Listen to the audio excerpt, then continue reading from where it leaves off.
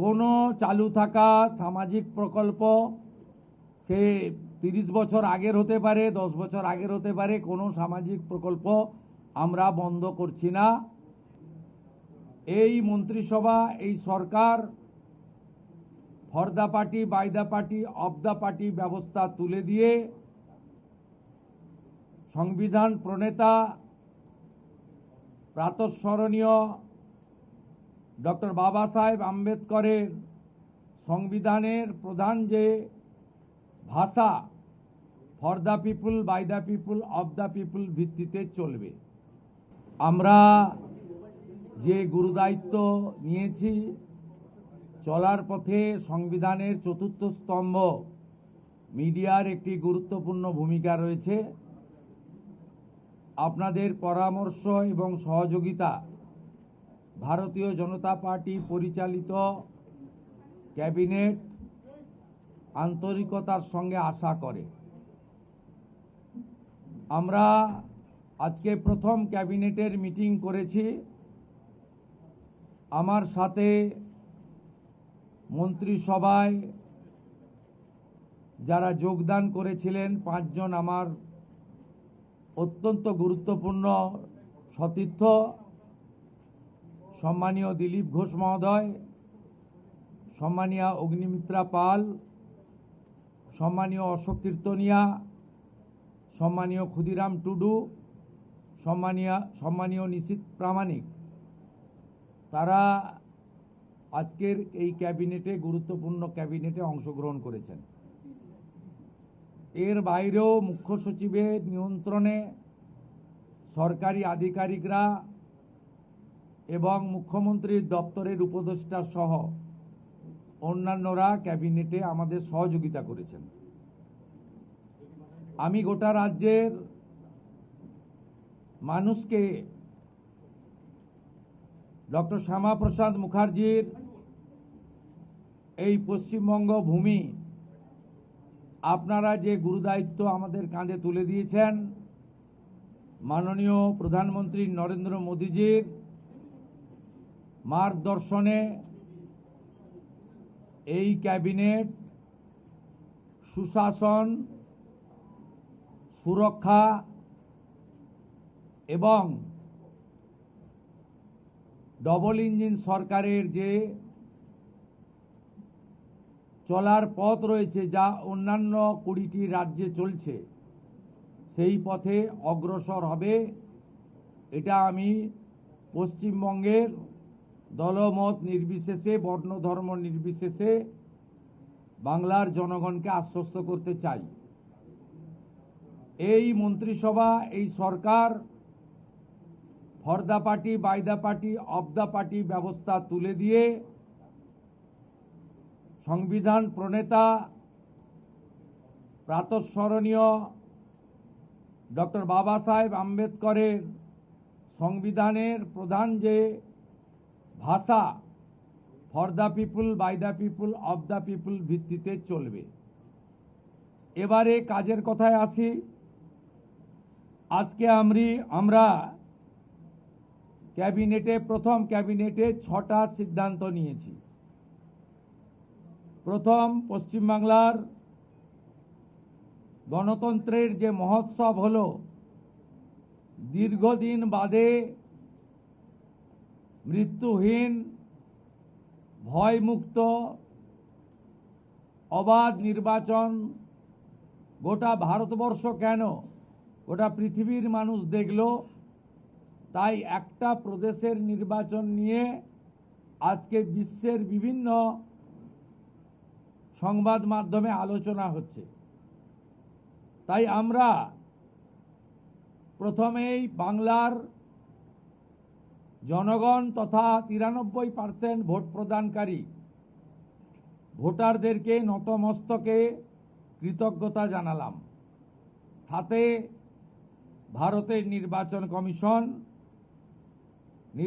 কমিশনের নিয়ন্ত্রণাধীন ভোট কর্মী, গণনা কর্মী, বাইরের রাজ্য থেকে আসা অবজারভার, কেন্দ্রীয় সুরক্ষা বল, রাজ্য পুলিশ, কলকাতা পুলিশ, সংবাদ মাধ্যম, নির্বাচনে প্রতিদ্বন্দ্বী রাজনৈতিক দল, প্রার্থী প্রত্যক্ষ পরোক্ষভাবে এই এত বড় কর্মযজ্ঞে অংশগ্রহণকারী প্রত্যেকের প্রতি এই ক্যাবিনেট কৃতজ্ঞতা জ্ঞাপন করে।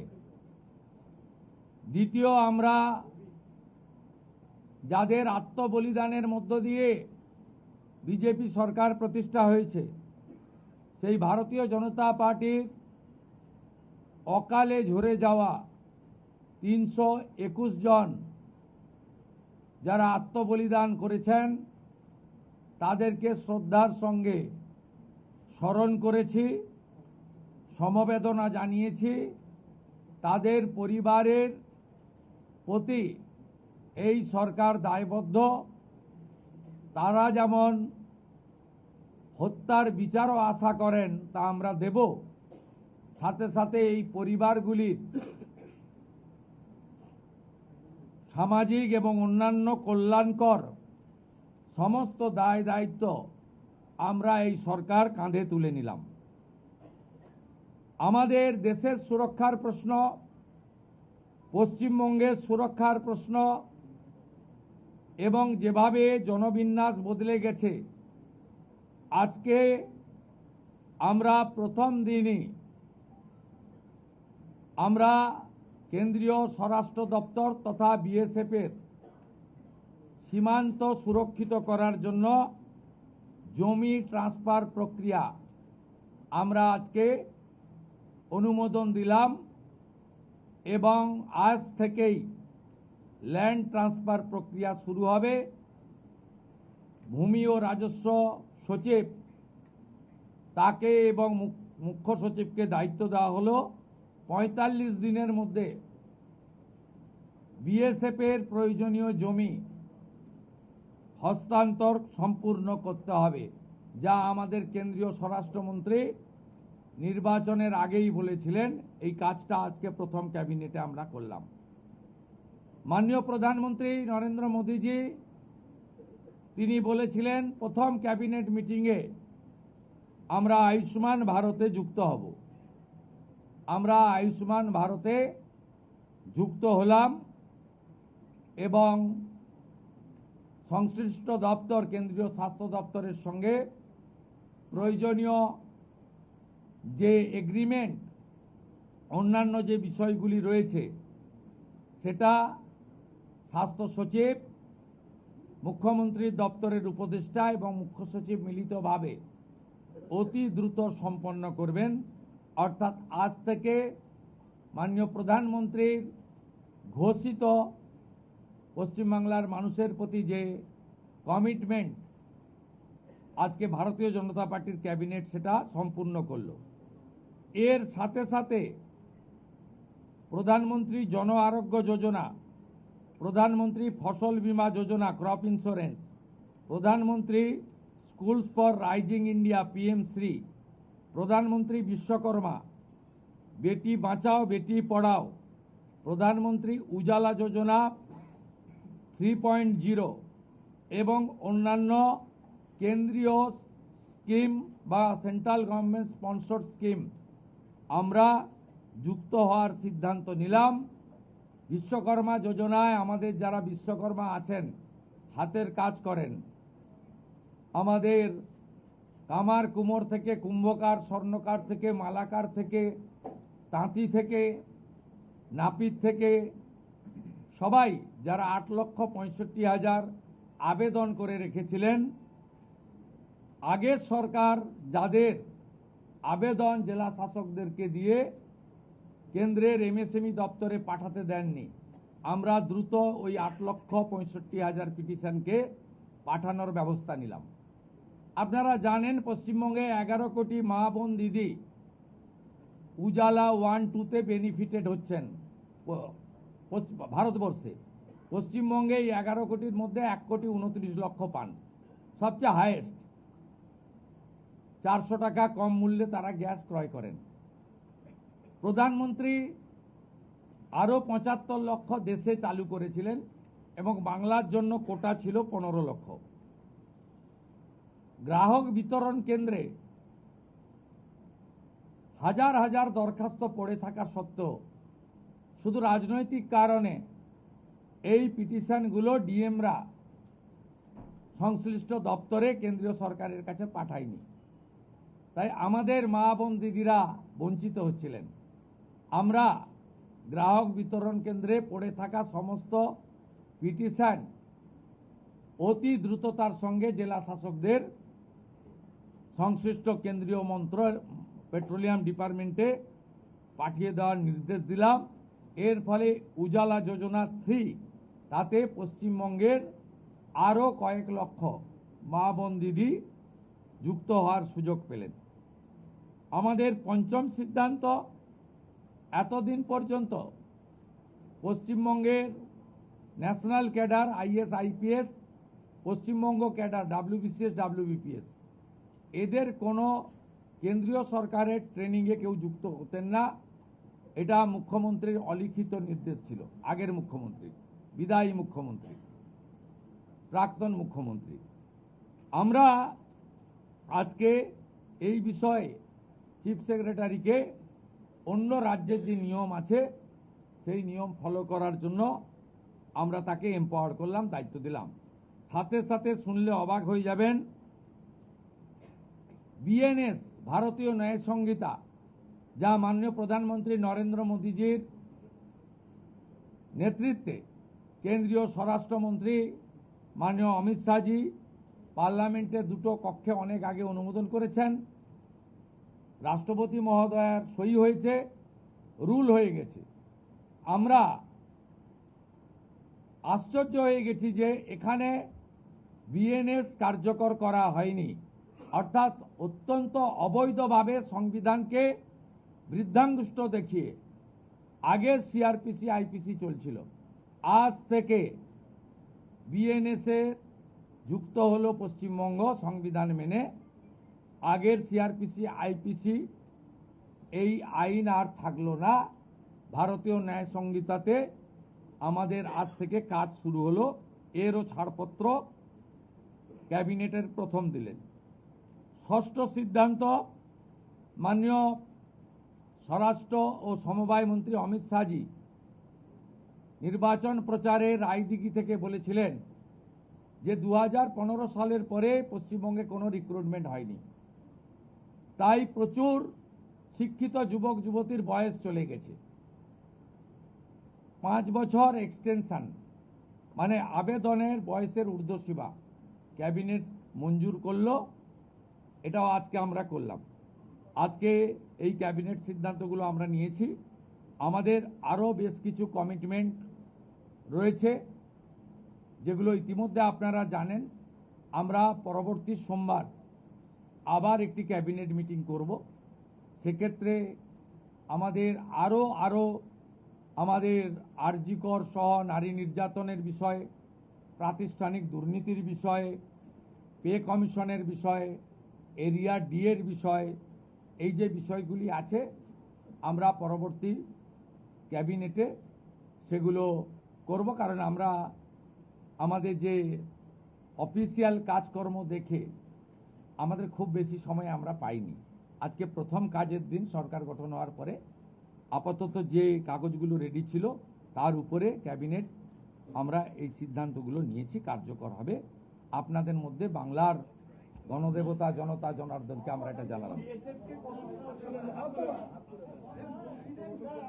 আমাদের ক্যাবিনেটে মাননীয় মুখ্যমন্ত্রী প্রয়োজন হলে নিশ্চয়ই সাংবাদিকদের সঙ্গে কথাবার্তা বলবে, প্রশ্ন উত্তরেও অংশগ্রহণ করবে, কিন্তু সেটা প্রয়োজন ভিত্তিক। ক্যাবিনেট ব্রিফিং নেক্সট ক্যাবিনেট থেকে মাননীয় সিনিয়র মিনিস্টার দিলীপ ঘোষ এবং মাননীয় সেকেন্ড টাইম এমএলএ তথা মন্ত্রী অগ্নিমিত্রা পাল মহোদয় ব্রিফ করবেন। পরের সপ্তাহ থেকে দুজন মিলে করবে, একই পয়েন্টে করবে না, সেটা নিজেরা ফ্লোর কোঅর্ডিনেশন করে নেবে। প্লিজ, আমি জনস্বার্থে একটি গুরুত্বপূর্ণ তথ্য দেব যে কিভাবে পশ্চিমবঙ্গের যে সরকারকে মানুষ রিজেক্ট করেছে, ক্ষতি করে দিয়ে গেছে। অনেক কিছু পাবেন পরপর। 16ই জুন 2025 ভারত সরকারের পক্ষ থেকে জনগণনার জন্য office of registrar general of India, ministry of home affairs তারা পাঠিয়েছিলেন। জুন মাসের 2025 আজকে প্রায় 1 বছর হতে যায়, 11 মাস অতিক্রান্ত। পশ্চিমবঙ্গ সরকার এই ফাইল ফেলে রেখেছিল এবং এগুলো এক্ষুনি পাবলিক ডোমেনে আনার বিষয় নয়, কিন্তু যে তথ্য আমাদের এই হাতে আছে, যে লিখিত তথ্য আছে, তাতে এরা শুধুমাত্র পশ্চিমবাংলার সঙ্গে বিশ্বাসঘাতকতা করেনি, দেশের সঙ্গে, দেশের সংবিধানের সঙ্গে বিশ্বাসঘাতকতা করেছে। এবং এদের মূল লক্ষ্যই ছিল এই জনগণনা আটকে দিয়ে মহিলা সংরক্ষণ যাতে ভারত সরকার করতে না পারে, মহিলারা যাতে বিধায়ক সাংসদ না হতে পারে, সেজন্যই এসব করে গেছে। আজকে আমরা এখনই জনগণনা সংক্রান্ত 16ই June 2025 ministry of home affairs, office of registrar general India তাদের পাঠানো সার্কুলারকে আমরা এখনই কার্যকর করলাম। এই মুহূর্ত থেকে জনগণনার কাজ, তার প্রক্রিয়া পশ্চিমবঙ্গ সরকার আজ থেকে এই মুহূর্ত থেকে করলো। এটি প্রশাসনিক নির্দেশে হলো।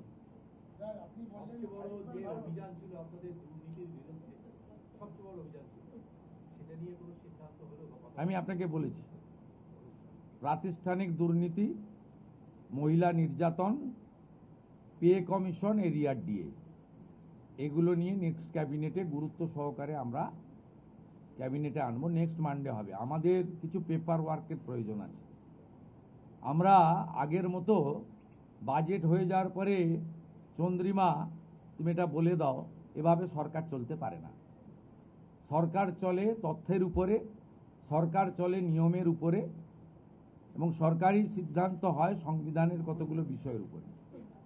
তাই এই গভর্নমেন্ট আমিত্বে বিশ্বাস করে না, আমরা নীতিতে চলবে এবং রুলস, অ্যাক্ট, সংবিধান একে প্রায়োরিটি দিয়েই আমরা কাজ করব। আমরা আশা করব এই সরকারের কোনো সিদ্ধান্ত নিয়ে, আপনারা তো বটেই, আমরা বেঁচে থাকা কিছু 2-4-5% যারা সমালোচক, সেই সমালোচকরাও কোনো সমালোচনা করতে পারবেন না, এই রকম সুযোগ এই সরকার দেবে না, ভরসা রাখতে পারে। এই জন্যই মাননীয় প্রধানমন্ত্রী বলেছেন, বিজেপি পশ্চিমবঙ্গ বলেছে, ভয় আউট, ভরসা ইন। ভরসাটা আমাদের উপরে রাখুন, আমরা ঠিক পথে চলব।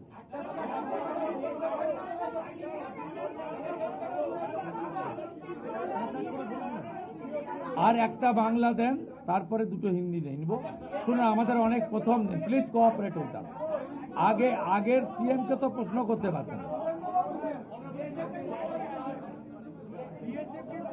বিএসএফ যতটা জমি চেয়েছে ততটাই দেওয়া হবে, এবং ইতিমধ্যে ল্যান্ড ডিপার্টমেন্ট কাজ এগিয়ে রেখেছে। আগের সরকারের অনিচ্ছাতে বিশেষ ভোটারদের বাঁচানোর জন্য, অভারতীয় অবৈধ অনুপ্রবেশকারীদের বাঁচানোর জন্য তারা ভূমি দপ্তরকে কাজ করতে দেয়নি, এবং মহামান্য কলকাতা হাইকোর্টের নির্দেশও অমান্য করা হয়েছে, যেটা কোনো সরকার করতে পারে না। আমরা ল্যান্ড ডিপার্টমেন্টকে আজ থেকেই রেডি থাকা জমি হস্তান্তর করতে শুরু করেছি।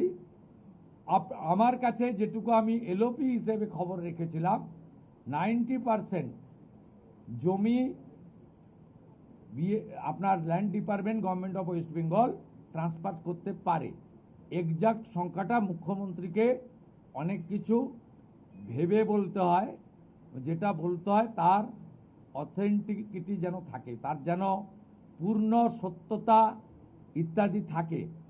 এটা করেই বলতে হয়। তাই এইভাবে আগের সরকারের মতো আলপটকা প্রশ্ন উত্তরে বর্তমান মুখ্যমন্ত্রী বা তার ক্যাবিনেট যাবে না।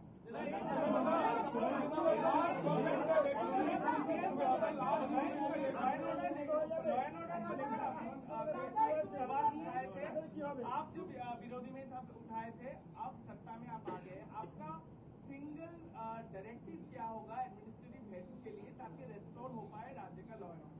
और बीएसएफ वाला भी अब जो दे रहे हैं थोड़ा बता दो। देखिए, हमारी सीमांत सुरक्षा देश की सुरक्षा के साथ जुड़ा हुआ है।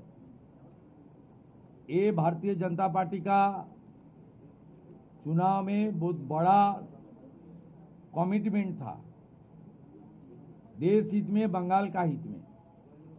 इसलिए आज पहले कैबिनेट में हम लोग बीएसएफ को लैंड ट्रांसफर करने का डिसीजन ले लिया है।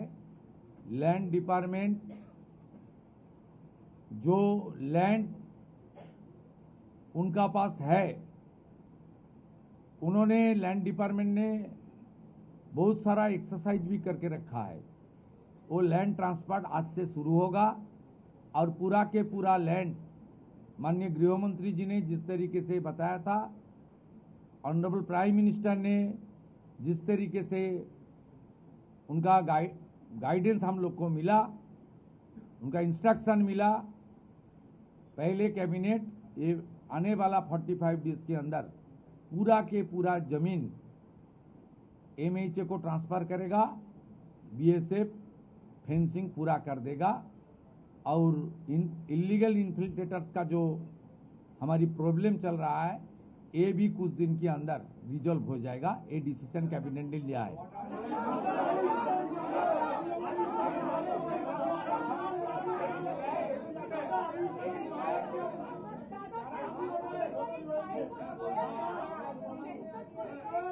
देखिए, ये सरकार जो पीछे सरकार था जिनको जनता ने फुल्ली रिजेक्ट कर दिया, ये बड़ा मैंडेट बीजेपी को दिया।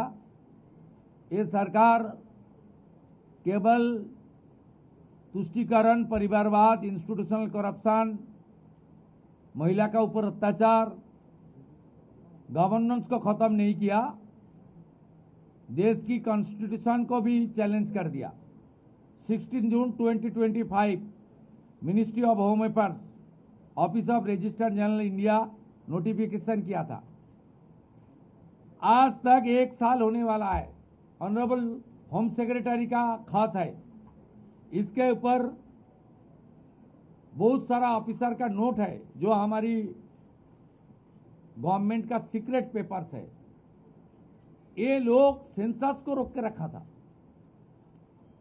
ये सेंसस रोक के रखने के लिए इसका एक ही प्लानिंग है था, खास करके जो हमारी माँ, दीदी, बहन, उनको प्रधानमंत्री जी ने रिजर्वेशन देने के लिए, डिलिमिटेशन करने के लिए जो कोशिश कर रहा है, उनको रोकना। ये बहुत, हम लोग इसको फैक्ट फाइंडिंग कमेटी भी करूंगा, इसलिए कौन कौन इसके साथ जिम्मेदार है वो तो आने वाला। लेकिन आज एडमिनिस्ट्रेटिव ऑर्डर कर दिया हम लोग, आज से ही सेंसस का काम शुरू हो जाएगा। 11 महीने के बाद ये इम्प्लीमेंट हो रहा है, इसलिए आपको सामने मैं इसका खुलासा किया।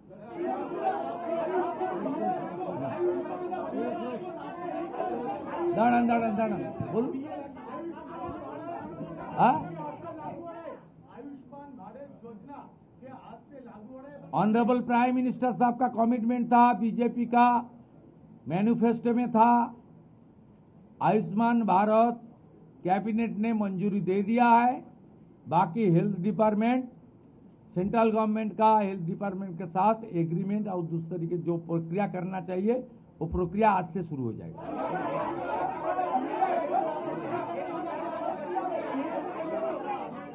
अरे बांग्ला तो बोल सकता ना,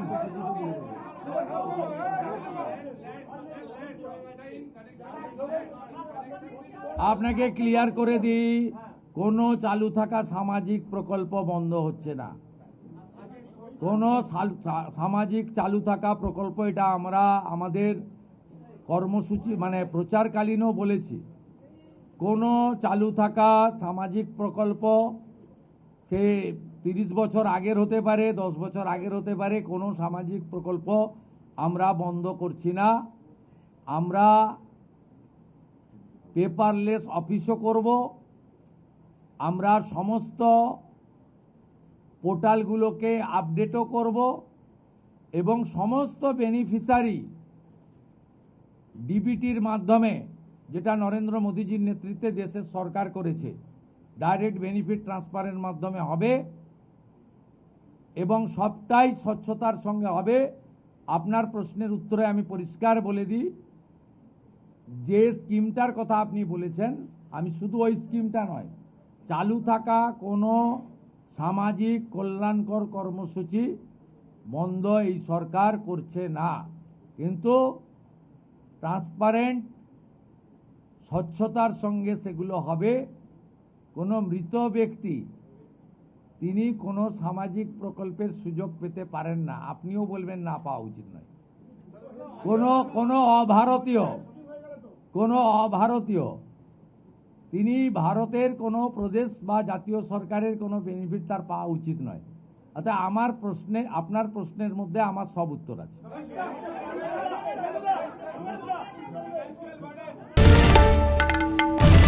বাংলার আওয়াজ, বাঙালির আবেগ, জি 24 ঘন্টা।